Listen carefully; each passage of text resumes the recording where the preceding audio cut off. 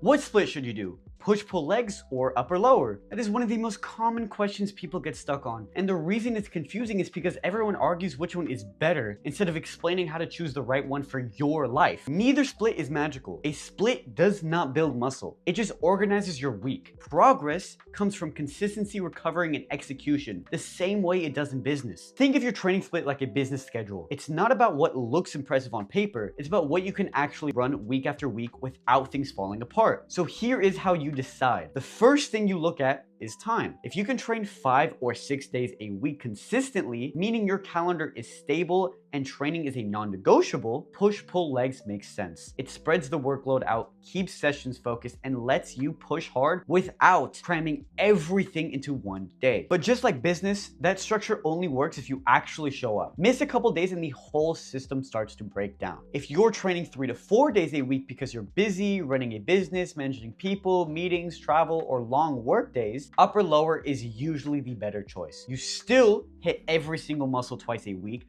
but with fewer sessions and just less friction. That's how you stay consistent when your schedule isn't perfect. Next thing is recovery. If you're constantly tired, sore, or dragging into workouts, that is not a motivation issue. That's a recovery issue. Upper lower tends to be easier to recover from because the workload is just more consolidated and you get more full rest days. Push-pull legs can work extremely well, but it just assumes you're sleeping enough, eating properly, and managing stress, which, if you're building a business or working long hours, isn't always guaranteed. I know. Then you've got experience level. If you're newer to training, upper lower is usually the smarter entry point. Fewer days, more repetition of basics, clearer progression. You learn faster because you're practicing the same movements more often. If you're more experienced and you know how to push sets hard without burning yourself out, push-pull legs gives you more flexibility and more room to specialize. That's what I personally choose. And finally, the most important factor is sustainability. The best split isn't the one that sounds advanced or perfect. It's the one you can run for months without constantly restarting